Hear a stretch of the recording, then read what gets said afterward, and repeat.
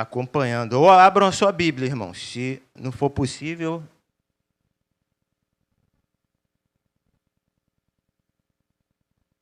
1 Reis 17, a partir do versículo 1 até o versículo 12.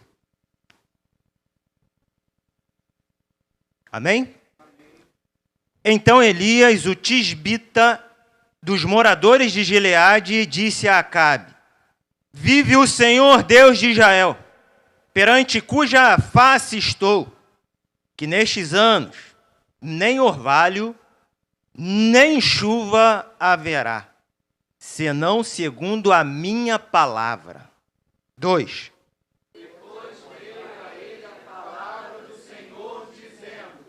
Retira-te daqui e vai para o Oriente, e esconde-te junto ao ribeiro de Querite, que está diante do Jordão. E há de ser que beberás do ribeiro, e eu tenho ordenado aos corvos que ali te sustentem. Foi, pois, e fez conforme a palavra do Senhor, porque foi e habitou junto ao riacho de Querite, que está diante do Jordão. E os corvos lhe traziam pão e carne pela manhã, como também pão e carne à noite, e bebia do riacho. E sucedeu que, passados dias, o ribeiro se secou, porque não tinha havido chuva na terra.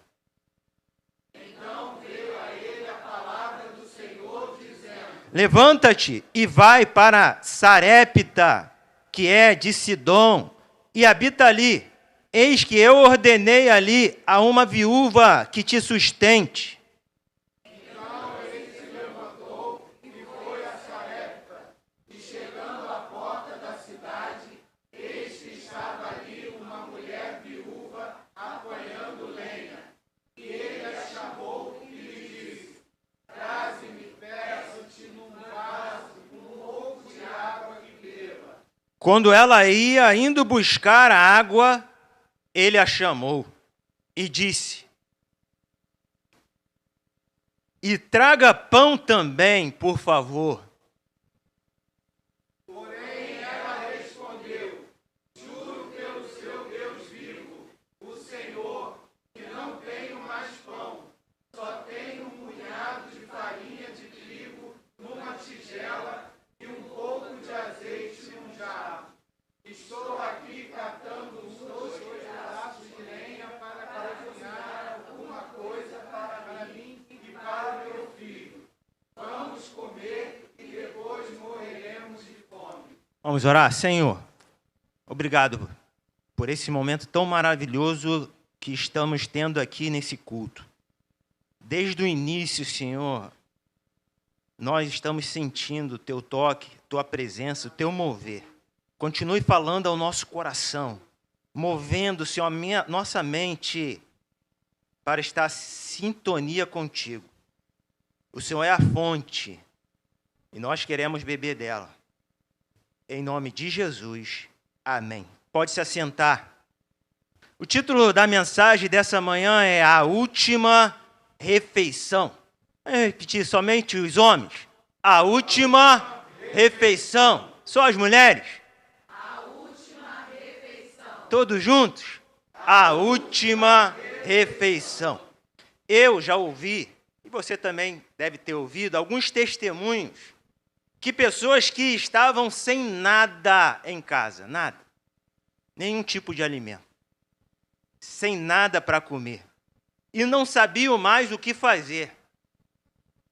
Então alguém bate na porta, ou alguém telefona, ou alguém faz uma transferência e ela recebe aquela bênção que dá para ela passar aquele dia, ela comer aquele dia, e ela dá graças a Deus, porque não foi a sua última refeição.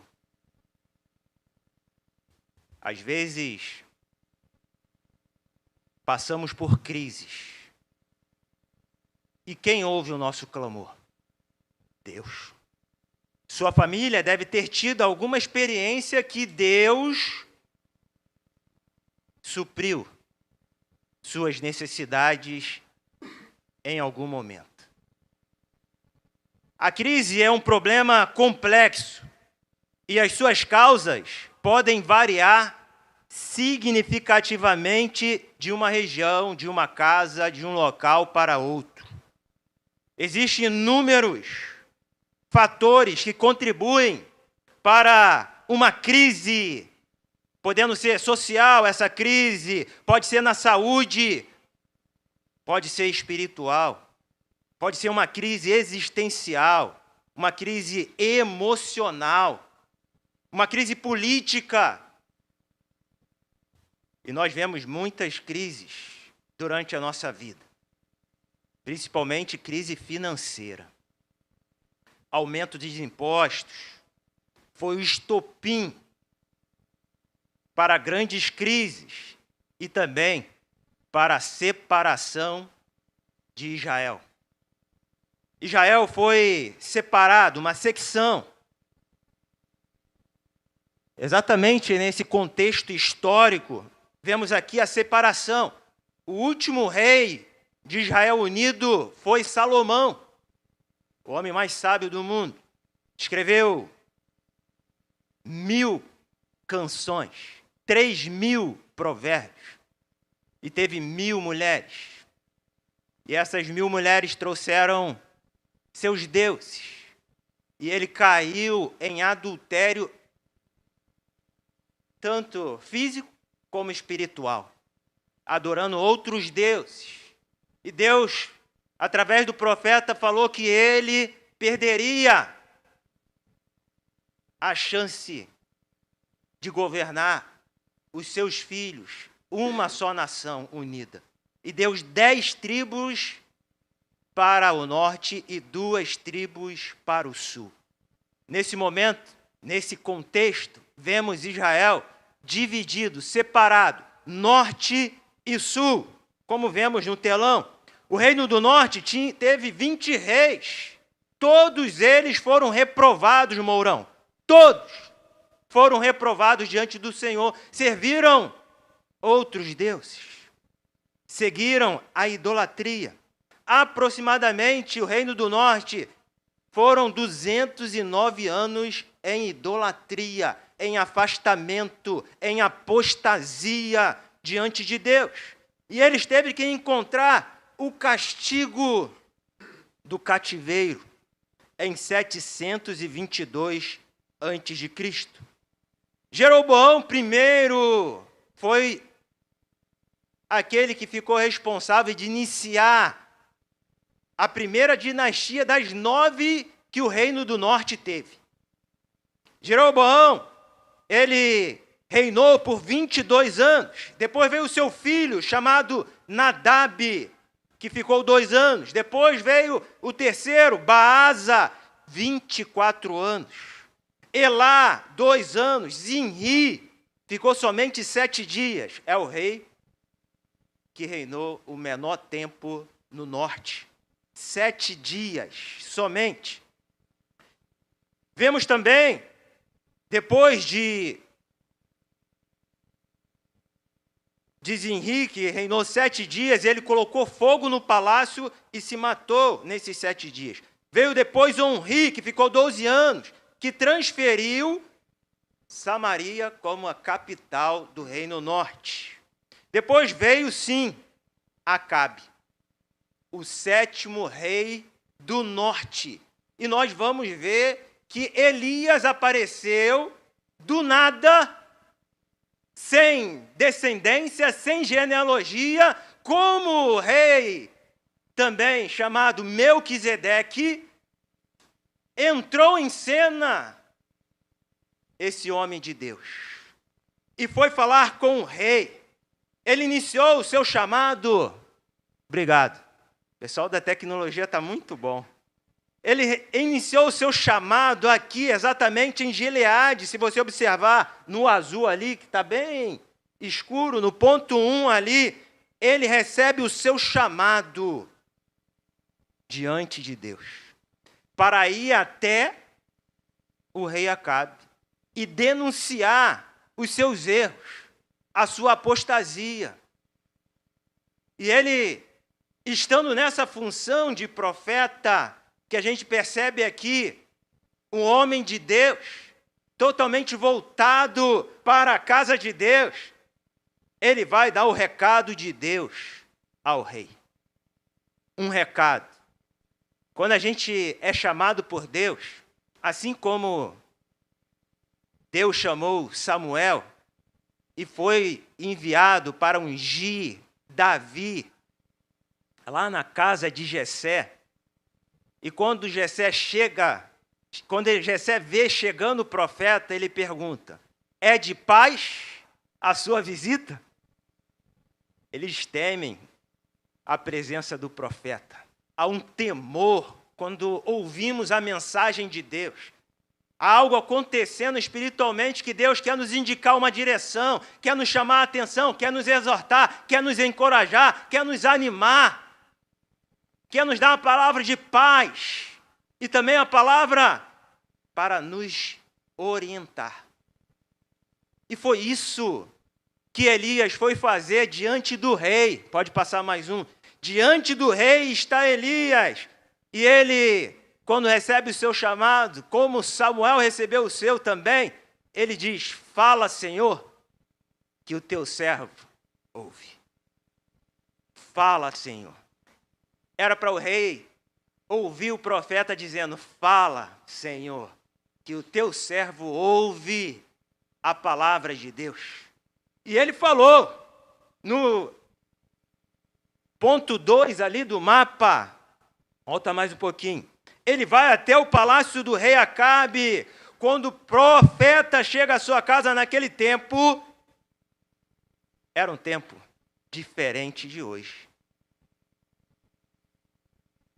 Como é que eu consigo entrar na presidência para mandar algum recado para o nosso presidente? Só se for pelas mídias digitais.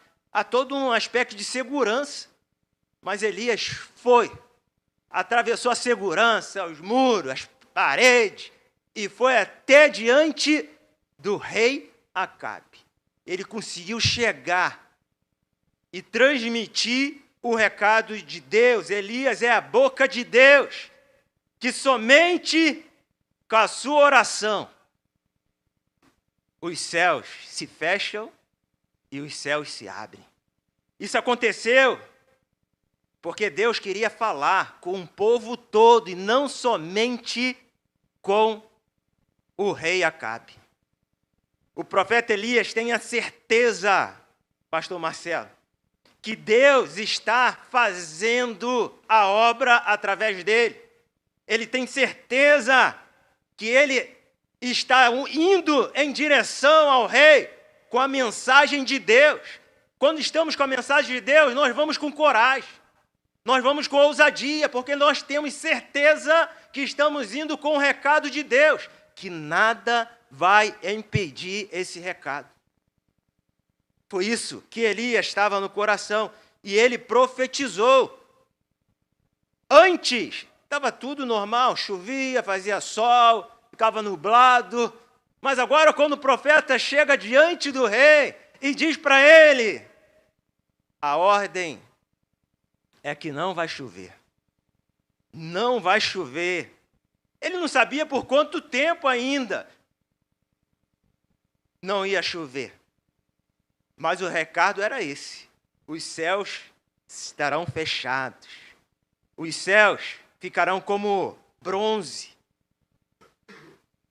No caso de Noé, foi que ia chover por juízo de Deus.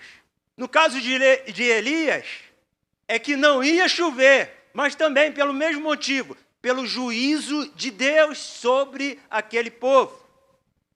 O dilúvio e a seca apontam que Deus participa, interage e mostra a sua vontade para cada um de nós. A terra foi renovada com o dilúvio e através da água, após esse tempo sem chuva, a terra também foi restaurada à vida novamente. Ele, após alguns dias sem chuva, o rei Acabe lembra dessa profecia Por enquanto ele pensou, esse profeta não sabe o que fala. Esse profeta deve estar delirando. É mais um que fica falando e nada acontece. Mas se passaram os dias e não chovia. E o povo começou a reclamar, cadê a chuva? Eles adoravam um deus chamado Baal. E esse deus Baal era o deus da agricultura para eles. Um deus que vinha lá dos cananeus, que eles tinham essa adoração de agradecer a Baal pela colheita. Mas não está chovendo. E eles começaram também a reclamar com os sacerdotes, que chamavam sacerdotes, mas eram feiticeiros de Acabe e de Jezabel. Então, esses feiticeiros não conseguem fazer chover. E ele lembra, alguém disse que não ia chover, a meteorologia do tempo está dizendo o quê? Pergunta lá, eu quero saber qual o dia exato que vai chover, vai voltar. O povo está aqui, me pressionando por chuva. A colheita, não tem mais nada para comer. O que vou fazer agora? Procurem o profeta Elias. Quero conversar com ele. Agora ele quer conversar com o profeta, mas ele queria conversar muito não. Devolve a chuva, senão vai morrer. De repente era essa a conversa. Mas ele sumiu, o profeta. Para onde ele foi, esse profeta? Para onde ele foi? Por um refúgio, por um riacho, o riacho de Querite. O profeta parou no riacho de Querite. E ali era alimentado pela manhã. E entardecer ali, às 18 horas. Algumas versões falam tarde, noite, mas ele só comia 2 vezes.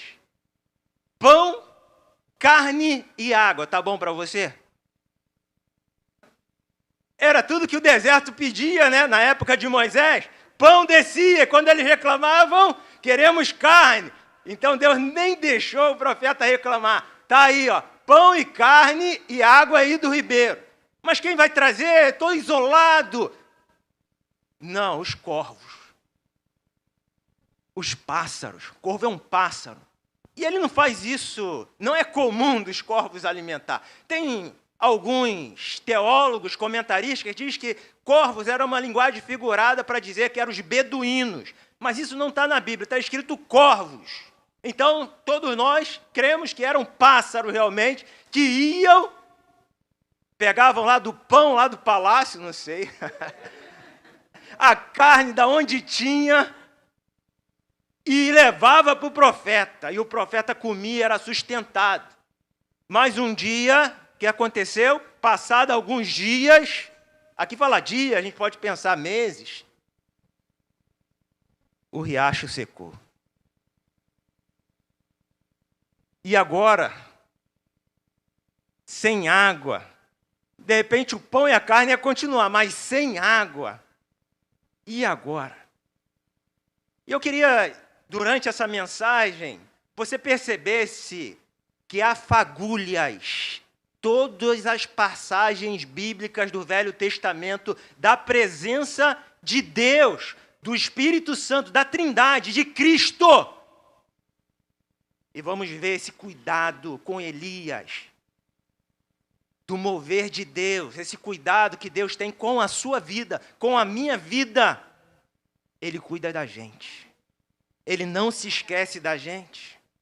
Pode ser que você está esperando algum corvo para te alimentar. Você está numa crise.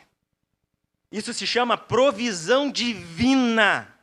Este é um exemplo notável como Deus realiza milagres e fornece de maneira sobrenatural quando confiamos nele, somente em Deus. O homem pode falhar, como cantamos aqui, mas Deus jamais vai te abandonar. Independente da crise, Deus está conosco. Deus envia esse profeta agora para uma casa de uma mulher que é viúva, em Serepta.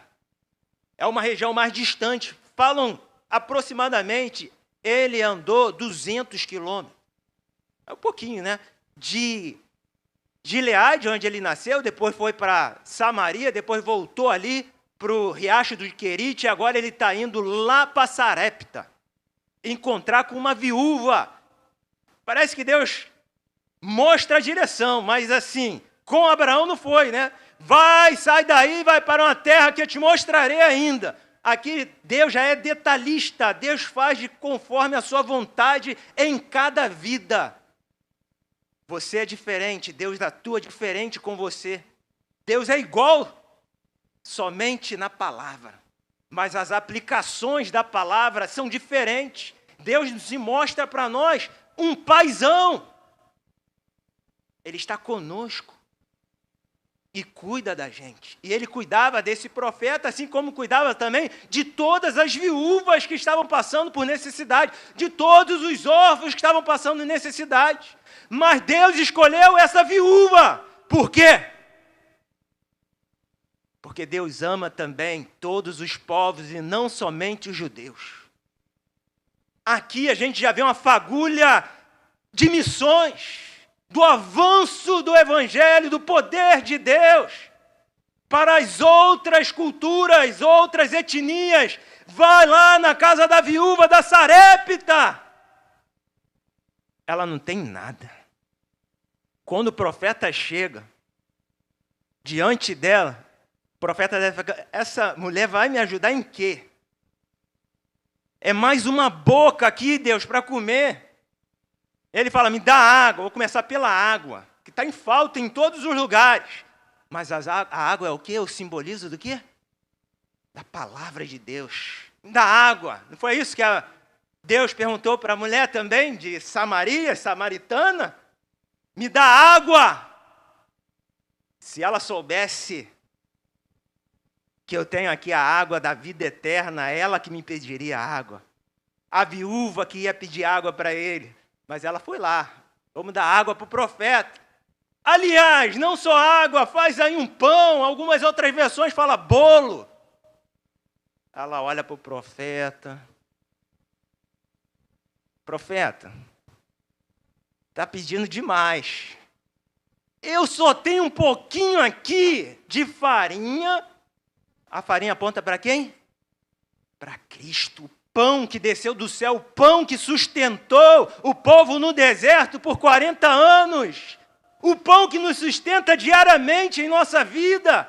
Só tem um pouquinho aqui de farinha e azeite. A lâmpada que ilumina o tabernáculo, que aponta para o Espírito Santo. Só tenho isso. Tem tudo. Tem mais do que eu, que já não tinha mais água. Mas é o seguinte. Eu vou fazer a nossa última refeição. É o tema, né? O título, né? A última refeição. Por quê? Não tenho mais nada. Acabou. Não tem mais nada, profeta. É a última refeição. Imagina, fosse a sua última refeição, como seria? Ia para uma churrascaria? Ia para onde? Ia chamar sua família? Minha última refeição. Tem o costume de alguns presídios, quando tem sentença lá nos Estados Unidos, que vai decretar ali a morte daquele condenado, ele pode pedir a sua última refeição. E escolhe o que ele quer comer. A última refeição daquela mulher seria com o profeta à mesa. Muitas vezes não tem nada em nossa casa. Está acabando a despensa, as reservas. Você se vê endividado, você se vê cada vez as contas aumentando, e tem uma hora de que você olha para onde? Quem é o teu socorro? Quem vai te ajudar agora? Nesse descontrole financeiro, no descontrole mental, não sei o que está descontrolado em nossas vidas, mas pode ser que hoje tenha uma saída. Há uma chance. Não se desespere. Há uma chance para nós. Está acabando? É a sua última vinda à igreja aqui hoje, não vai voltar mais? Calma, não se desespere. Não era a última refeição. Ela pensava que era a última refeição, mas não. Deus tinha mais para ela. Imagina, o profeta não ficou só um dia lá, ficou alguns dias. Porque ele só saiu de lá no 3º ano da seca. Aí ele já vai para o Monte Carmelo. Mas até então ele está na casa da viúva. Imagina, todo dia agora é bolo, é pão. O que dá mais para fazer com farinha? É pizza, é esfirra. Inventa, vai inventando umas coisas. É bolo salgado, pastel. Não era só uma coisa, que varia, né? As mulheres são prendadas e acabam, né, melhorando cada vez mais, mesmo que tenha pouco. Aquele bolo de fubazinho, empadão, coxinha, meu Deus. A cabeça dos irmãos agora já ultrapassaram os limites. Era muita comida, então agora a farinha não acabava. O azeite não acabava, imagina. Meu Deus, que bênção. Que milagre é esse, irmãos? Que sobrenatural é esse que a gente tem com Deus? Muitas vezes, você é uma pessoa equilibrada, nunca gasta mais, e é o certo do que ganha.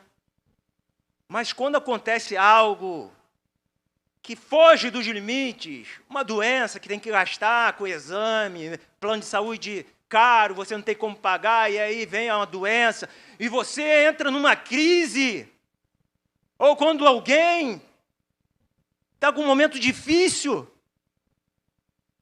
é o momento de olhar para Deus.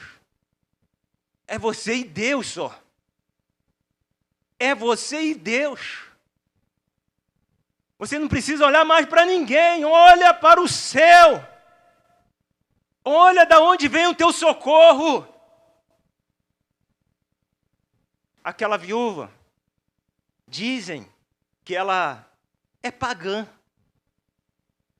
E está recebendo o profeta em sua casa. Tem vezes que cristãos não recebem o outro profeta, não recebem o outro irmão, mas às vezes uma pessoa que nem é cristã recebe o outro tão bem, tão maravilhosamente bem, dividindo o que tinha. A última refeição, profeta, vai procurar abrigo em outro lugar.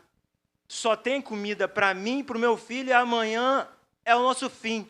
É a nossa última refeição. Não dá para te ajudar. Quantas e quantas afirmações negativas aquela mulher poderia dar para o profeta, desculpas e mais desculpas para não recebê-lo. Quem é bom em desculpa, não é bom em mais nada. Aquela mulher entendeu que era o socorro dela. E o socorro dela estava vindo com mais um para comer. E é nesse momento que parece que está tudo melhorando, que o filho dela morre. Ela já era viúva, que é uma dificuldade muito grande. Já sofria por não ter um marido para ajudar em casa, no sustento. Ou é muito feliz, né? Não sei, né? Dependendo do marido, né? Mas Deus fez o homem e a mulher.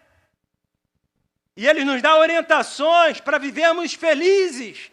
E vamos imaginar que essa viúva era feliz e amava o seu marido. E vivia em comunhão com o seu marido. Em unidade. E ele parte. Não sabemos a última refeição desse marido. A gente tem que valorizar a mesa da nossa casa. Chama a família, não come um em cada quarto, vendo televisão, desliga, pode colocar ali um louvorzinho tocando, mas valoriza a sua casa, porque pode ser a sua última refeição com a sua família. Daqui a pouco o mais velho casa, daqui a pouco os filhos crescem, passam num concurso público e vão servir em outro local, e você... eu tinha eles aqui, agora estão longe, eu não aproveitei, eu não comi com eles, eu não tomei café com eles, eu não aproveitei o momento certo, a fase certa, porque agora ele está com a família dele, e tomara que ele não siga o meu exemplo e coma separado da sua família, porque eu só aprendi que devo comer com a minha família hoje, perdi muito tempo, a partir de agora, vamos comer em família. Não deixa a marca, o registro desse momento na cabeça dos seus filhos, da sua família. Já estava ruim sem o marido. Agora sem o filho. Meu Deus! Que desgraça, profeta! A culpa é sua! E eu estou sabendo aí que foi você que falou que não ia chover. Caraca, chegou a notícia se espalha, né? Com certeza Elias estava procurando, Acabe está procurando Elias. Procurado, quantos R$1.000? Tem que voltar a chover, tem que achar esse profeta, cabeça de Elias, mas tem que trazer ele vivo, 10 mil, 100 mil, vai aumentando, o tempo passa, não vai caindo chuva. E aquela mulher, agora veio para mim a maldição. Meu Deus, o que fazer? O profeta vai falar com Deus. Deus, o que está acontecendo? Por que esse garoto morreu? Que infelicidade, infortúnio. Deus. Ele ora, Senhor, é contigo agora. É contigo. Faz alguma coisa, Senhor. Levou o garoto para o segundo andar. Aquela casa dela tinha 2 andares. Fechou a porta, orou novamente. Deitou em cima do garoto a primeira vez, orou. Deitou de novo a segunda vez sobre o garoto, orou. Desceu a mente dele. Será que vai funcionar, Deus? Terceira vez. As fagulhas. Terceira vez. Te lembra do quê? Jesus ficou 3 dias morto e ressurgiu. 3 vezes aquele profeta deitando em cima daquele garoto, orando. Ele volta à vida. Ele suspira novamente. Fôlego da vida. Imagina a alegria. Imagina. Ele ressuscitou. Ele está vivo, esse garoto. Devolve o filho para a mulher. Aí, o teu filho, mulher. Ela levanta a mão para o céu. Realmente tu é um profeta de Deus. Realmente Deus existe. Eu quero esse Deus. Que maravilha. Que poder. Que poder esse Deus tem. Ele pode fazer o impossível na sua vida. Você tem que crer. Independente das impossibilidades suas, continua crendo, continua confiando. Não abra mão da palavra de Deus. E é nesse momento que completam 3 anos. E Deus fala, vai lá, volta. Volta. E vai falar com o rei Acabe novamente. Não é ele que vai te encontrar, não. É você que vai ao encontro dele. Foi Jesus que veio ao nosso encontro. Foi Jesus que nos abraçou. Foi Jesus que se entregou na cruz por nós. As fagulhas estão em todos os lugares do Velho Testamento, mostrando que Ele está conosco, que Ele jamais vai nos abandonar. E a guerra foi lá no Carmelo. No Carmelo. Sabe quantos anos se passaram até chegar ao Carmelo para um combate com os deuses estranhos? 3 anos e meio, porque Tiago diz 3 anos e meio. E qual foi o tempo do ministério de Jesus? 3 anos e meio. Morreu e ressuscitou. 3 anos e meio até que voltasse a chover. Pode ser que demore um pouco a sua crise, mas não pare de crer. Você acha que está demorando muito passar? Continue crendo, continue confiando. O milagre vai chegar. E eu queria orar por você essa manhã. Você que está passando por uma crise, por uma dificuldade, e precisa do impossível, precisa do milagre de Deus em sua vida. Feche seus olhos. Eu quero orar por você. O nosso Deus é um Deus de milagres, de salvação. Ele pode usar os meios para enxergarmos o fim. Eu quero orar essa manhã especial.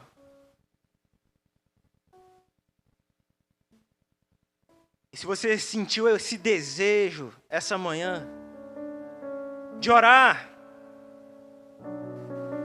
clamando a Deus pelo seu milagre, coloca a mão no seu coração e fala: Senhor, Tu conhece o desejo do meu coração. Eu entrego ele diante de Ti nessa manhã. Mas fala com fé, entregando tudo diante de Deus. Aquela viúva entregou tudo, sua última refeição foi entregue diante de Deus. E a farinha não faltou mais, o azeite foi derramado sobre a vida dela. E ela viu um milagre. Ela deu vida, ela teve um bônus ainda mais, que viu o milagre do seu filho sendo ressuscitado. Deus, nós te amamos, Senhor, e declaramos que confiamos em Ti. A crise financeira, a crise familiar, ou uma doença que estamos enfrentando, uma enfermidade, Deus, eu quero nessa manhã, como um profeta de Deus, porque o Senhor me chamou, quero nessa manhã, Deus, clamar pelo Teu socorro, o socorro de Deus. Por favor, Deus, opera esse milagre em nossa vida, em nossa família, em nosso bairro, em nossa cidade. Deus, a escassez chegou na minha casa, Deus, e eu não sei o que fazer. Tenha misericórdia, Senhor. O desemprego, Deus, as inflações crescendo. Nós temos uma família que o Senhor nos deu e nós glorificamos por isso. Nos ajude a colocar, Senhor, farinha e pão em nossa casa. Nos ajuda, Senhor, a chegar o azeite em nossa casa, Deus. Que não venha faltar, Deus. Tenha misericórdia, Senhor. Alcance, Senhor, as nossas necessidades nessa manhã. Alcance a minha necessidade, Deus. Que profeta também precisa de Deus. Abençoa a necessidade do pastor dessa igreja, Marcelo, e da sua família, Deus. Supre, Deus, as nossas necessidades nessa manhã. Mostra uma saída, uma solução, uma porta aberta venha se abrir hoje. Hoje, Deus, nós queremos, Senhor, de Ti uma porta bem aberta, escancarada, uma janela dos céus operando em nosso favor. Um convite, Deus. Só um convite para sair dessa crise. Um telefonema, Senhor, para que essa crise se acabe. Um e-mail, um zap chegando, Senhor, e abrindo uma porta, Senhor. Deus, opera, Senhor, maravilhas. Opera uma cura, Senhor. Opera a cura que desejamos e precisamos, Senhor. Restaura a nossa saúde. A minha vida, a nossa vida depende do Teu socorro. Essa manhã, Deus, estamos prostrados, Senhor, diante de Ti. Nada pode impedir o Teu agir em nossa vida, Deus. A enfermidade, a inflamação, a bactéria, Deus, o vírus, Senhor, estão repreendidos em nome de Jesus. Que caia por terra, Deus, porque eu sei que o Senhor é poderoso, eu sei que o Senhor pode fazer infinitamente mais do que pedimos ou pensamos, conforme o Teu propósito, em nome de Jesus. Amém. Aleluia. Vamos louvar? Tem tempo?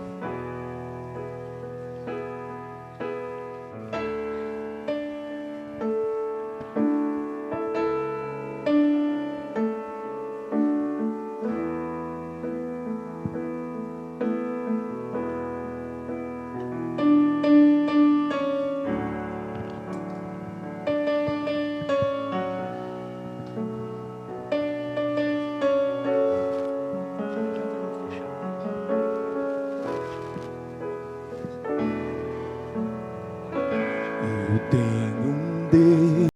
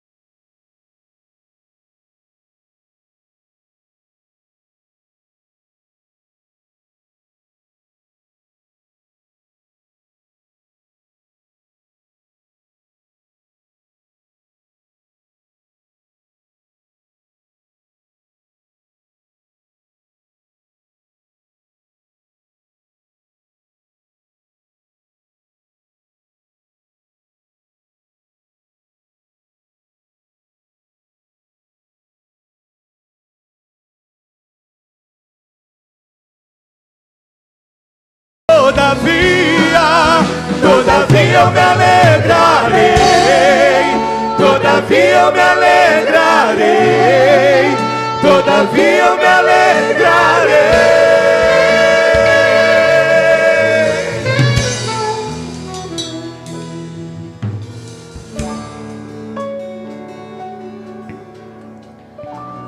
Seria insano da minha parte eu falar mais alguma coisa aqui hoje. Por isso eu quero que você se coloque de pé para orarmos. Agradeço muito, muito a Deus, louvo a Deus pela vida desse servo de Deus que foi portador desse recado hoje de Deus. Quem ouviu a voz de Deus aqui hoje? Então leve essa palavra contigo, leva ela no teu coração e nunca se esqueça que no pior momento Deus está provendo, Deus proverá. Isso é uma realidade, isso não é um jargão, Deus proverá. Senhor, nosso Deus e nosso Pai, Deus da provisão, Deus do milagre, Deus do milagre de cada um que está aqui nessa manhã. Nós te adoramos na beleza da tua santidade, porque não há nada que possa superar a certeza da sua doce presença em nós, Pai. Ó Deus, em nome do Senhor Jesus, assim como o teu servo já pediu aqui nessa manhã, eu quero clamar pela vida dos teus filhos que estão sentindo a necessidade, doer na carne, Deus. Ó Deus, nós clamamos a provisão do alto para a vida da tua igreja. Nós clamamos, ó Deus, a tua misericórdia, Senhor. E te pedimos, ó Deus, que haja testemunhos dados, Pai, através da vida daqueles que foram alcançados por essa palavra nessa manhã. E que verão em suas vidas o milagre acontecer, a provisão chegar, que crerão e que testemunharão do teu amor bondoso de um pai que não abandona os seus filhos. Deus, muito obrigado por essa palavra de ânimo, de renovo, essa palavra, Deus, de consolação, dessa palavra, Senhor, que não só animou a nossa mente e o nosso emocional, mas que adentrou no nosso coração, nos dando a certeza, Senhor, que nada nem ninguém pode ser maior do que a tua presença. Ó Deus, nos leve em paz. Nos leve em paz para as nossas casas. E ainda que seja muito pouco que os teus servos tenham nessa tarde para colocar sobre a mesa, que eles se lembrem, ó Deus, que o controle ainda está na palma das tuas mãos, Senhor. E de que não faltará, Pai, de que nada faltará. Nos traga de volta à noite, Pai, para ouvir novamente a tua palavra. É o que te pedimos e já te agradecemos, em nome de Jesus. Amém e amém. Eu quero que você ainda se sente por um minutinho. Deus te abençoe, pastor Erison. À noite nós estaremos de volta para mais uma celebração.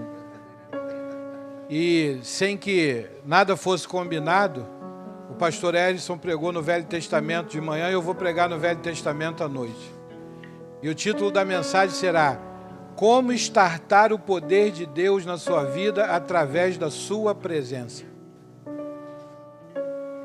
Como estartar o poder de Deus na sua vida através da sua presença. Venha cultuar o Senhor, venha adorar a Deus. Nessa hora eu quero te pedir que você faça 1 minuto de oração silenciosa no seu lugar. Agradeça a Deus por essa palavra, agradeça a Deus por você ter estado aqui nessa manhã. Enquanto isso, eu e o pastor Edson estaremos ali à porta, despedindo a congregação.